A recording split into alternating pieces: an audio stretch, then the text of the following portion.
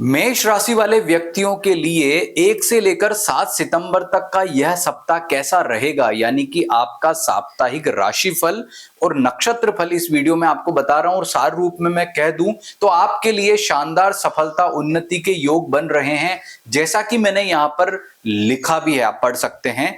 यह योग कैसे बन रहा है, आपको उन्नति किन किन क्षेत्रों में मिलेगी, किस प्रकार से आपका ये सकारात्मक समय रहेगा, सबकी चर्चा इस वीडियो में करने जा रहे हैं। लेकिन मैं आपको एक बात बता दूं कि न केवल हम राशिफल की बात कर रहे हैं, वरन आपके जन्म नक्षत्र के आधार पर भी आपका समय कैसा रहेगा, इसकी चर्चा इस वीडियो में की जाएगी।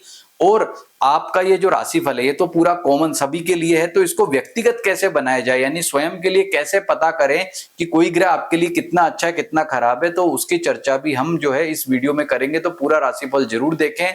अभी तक आपने हमारे चैनल को सब्सक्राइब नहीं किया तो कर लें।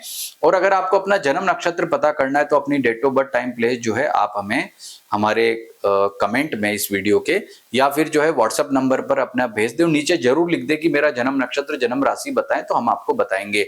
शुरुआत करते हैं पहले स्वास्थ्य से। तो स्वास्थ्य के मामले में देखें तो मेष राशि वाले व्यक्तियों के लिए जो मंगल उनका राशि का स्वामी ग्रह है वो 6 हाउस से ट्रांजिट कर रहा है, जो कि मंगल का सबसे बेस्ट ट्रांजिट माना जाता है। यह आपके कॉन्फिडेंस लेवल को, आपकी रेजिस्टेंस पावर को, सभी को बहुत स्ट्रांग तरीके से प्रभावित कर रहा है, यानी आपका आत्मविश्वास भी अच्छा रहेगा और आपका जो है वो रोग प्रतिरोधक क्षमता भी बेहतर रहेगी, यानी कि स्वास्थ्य के मामले में ये समय बेहतरीन है। लेकिन सोमवार के दिन चंद्रमा जो है वृश्चिक राशि से ट्रांजिट करेगा और 8वें घर से चंद्रमा का ट्रांजिट इतना अच्छा नहीं रहता, इसलिए सोमवार का दिन आपके हेल्थ के लिए दिक्कत परेशानी वाला रह सकता है।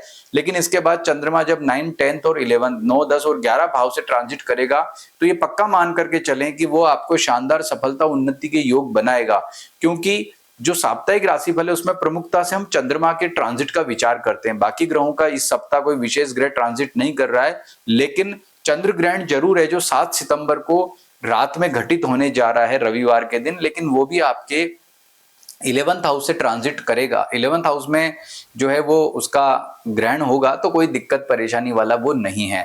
बात करते हैं आपके आर्थिक मामलों में, तो आर्थिक मामलों में पॉजिटिविटी दिखती है। शुक्र 4थे घर में ट्रांजिट कर रहा है। शुक्र का नॉर्मली सभी ग्रह जो 4थे घर से ट्रांजिट करते हैं तो अच्छे नहीं मानते हैं, लेकिन शुक्र का ट्रांजिट कोई विशेष या नेगेटिविटी नहीं कर रहा है, तो आर्थिक स्थिति आपकी अच्छी मानी जा सकती है और उसमें भी अच्छी उन्नति के योग बन रहे हैं।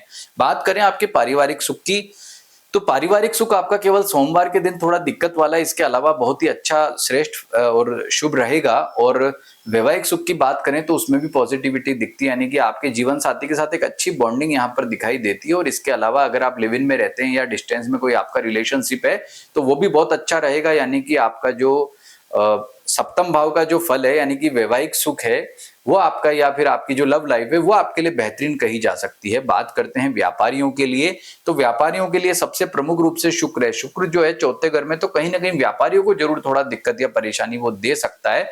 तो आर्थिक निर्णय आपको बहुत जल्दबाजी में नहीं लेने चाहिए, सोच समझ करके लेने चाहिए, इससे आपको दिक्कत परेशानी ना हो जाए, इस बात का आपको विशेष ध्यान रखना है। बाकी आपका आत्मविश्वास अच्छा रहेगा और व्यापार में उन्नति के योग भी बनेंगे, जैसे मैंने लिखा है शानदार सफलता उन्नति का योग जो है वो व्यापार में आपके लिए दृष्टिगोचर हो रहा है।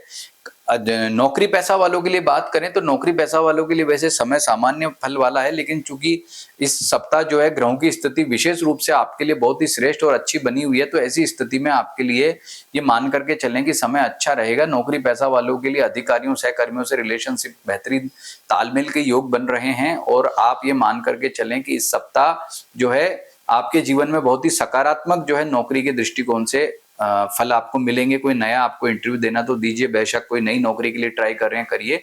अधिकारियों सहकर्मियों के साथ आपका जो आपके अधीनस्थ कर्मचारी हैं या आपके आसपास के जो लोग हैं वो आपके काम की प्रशंसा भी करेंगे और आप में का एनर्जी लेवल भी बहुत ही शानदार रहने वाला है।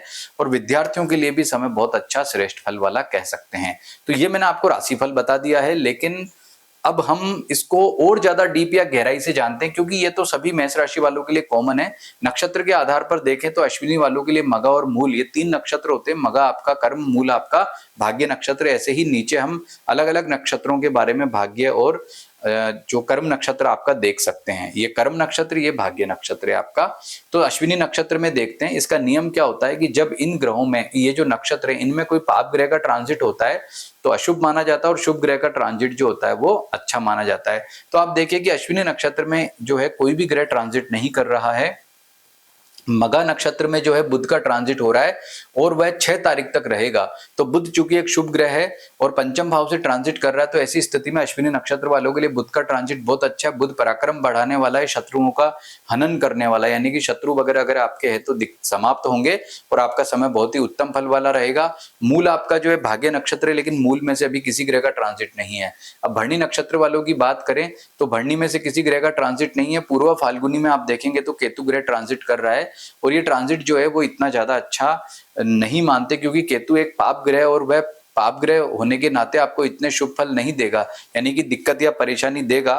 और जो केतु का ट्रांजिट हो रहा है वो हो रहा है आपके पंचम भाव से, तो केतु यहाँ से ट्रांजिट करके विद्यार्थियों के लिए थोड़ी दिक्कत दे सकता है। तो जो विद्यार्थी उनको जो है भगवान गणपति की आराधना करनी चाहिए, हनुमान जी की उपासना करनी चाहिए, इससे अनुकूलता मिलेगी। अब पूर्वाषाढ़ा नक्षत्र देखें तो पूर्वाषाढ़ा नक्षत्र में से किसी भी ग्रह का कोई ट्रांजिट नहीं हो रहा है। तो कुल मिलाकर के जो है भरणी नक्षत्र वालों के लिए केतु का उपाय करना बहुत ज्यादा जरूरी रहेगा। कृतिका नक्षत्र देखते हैं। कृतिका नक्षत्र में से किसी ग्रह का ट्रांजिट यहाँ पर नहीं है, लेकिन उत्तरा फाल्गुनी नक्षत्र में देखें तो भी वहां भी किसी ग्रह का ट्रांजिट नहीं है। और उत्तराषाढ़ा नक्षत्र भी चेक कर लेते हैं तो उत्तराषाढ़ा नक्षत्र में भी जो है वो किसी ग्रह का ट्रांजिट नहीं हो रहा है। तो आपके लिए यानी कि कृतिका नक्षत्र वालों के लिए वही फल होने वाले हैं जो फल मैंने आपको इसमें राशि में शुरू में बता दिए थे।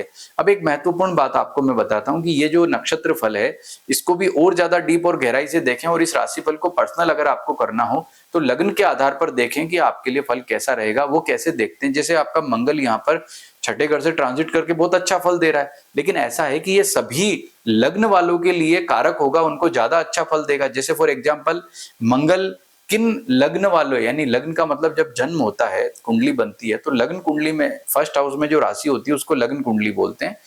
तो वो जो कुंडली होती है आपकी उसमें चंद्रमा जिस राशि में होता है उसके आधार पर तो मैं आपको यहाँ पर राशिफल बता रहा हूँ, और लग्न कुंडली के आधार पर ग्रहों का कारक अकारक सिद्धांत तय किया जाता है। तो कारक ग्रह जब सकारात्मक भाव से ट्रांजिट करता है तो अच्छे फल देता है। जैसे मंगल अभी बहुत शानदार फल दे रहा है, तो ये कारक होता है मेष लगन में, वृश्चिक लगन में, और कर्क लगन में, सिंह लगन में, या फिर मीन लगन में, धनु लगन में। तो उन लोगों के लिए यानी कि अगर आपका वो लग्न है जो मैंने अभी बोला इन राशियों का, तो मंगल ज्यादा अच्छा फल देगा। वहीं अगर आपका वृषभ है, मिथुन है, कन्या है, तुला है, मकर या कुंभ है, तो मंगल आपका कारक ग्रह नहीं होगा तो उतना अच्छा फल नहीं देगा। ये तरीका मैंने बताया आपको पर्सनल कैसे करना है आपके राशिफल को। इसके अलावा ग्रहों के भिन्न अष्टक वर्ग विचार का, ग्रहों का भिन्न अष्टक वर्ग विचार भी जो है वो देखना चाहिए। वो कैसे देखते हैं, जैसे मंगल आपका कन्या राशि में ट्रांजिट करके बहुत अच्छे फल प्रदान कर रहा है, तो आप अपनी कुंडली ओपन करिए, उसमें देखिए कि मंगल भिन्न अष्टक में, जो मंगल का भिन्नाष्टक है उसमें मंगल जो है कन्या राशि में कितनी रेखाओं पर है। यदि ये शुभ में गोचर कर रहा है, शुभ भाव में, तो अगर ये 5, 6 या 7 रेखाओं पर है तो आपको बहुत ज्यादा श्रेष्ठ और अच्छे फल प्रदान करेगा। और कोई ग्रह अशुभ से ट्रांजिट करता है तो अशुभ भाव में, जैसे शनि आपका 12वें घर में अशुभ से ट्रांजिट कर रहा है अशुभ भाव में, तो मीन राशि में अगर शनि 7 रेखाओं पे होगा तो ज्यादा घातक होगा, और कम रेखाओं पे होगा तो ज्यादा अच्छा माना जाएगा। तो इन 2 सिद्धांतों को अप्लाई कर लो तो ये राशिफल बिल्कुल पर्सनल हो जाता है, जो बिल्कुल सटीक सिद्ध होता है। तो यदि आप भी ऐसा कोई राशिफल या अपना जन्म पत्रिका जो है दिखाना चाहते हैं तो आप हमारे संस्थान में संपर्क कर सकते हैं। लेकिन एक बात का ध्यान रखें कि हमारे यहाँ जो भी परामर्श होता है उसका शुल्क होता है, निःशुल्क परामर्श हमारे यहाँ नहीं होता है।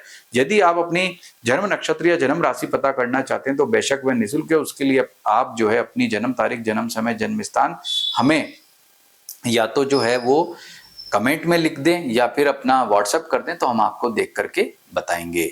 नमस्कार।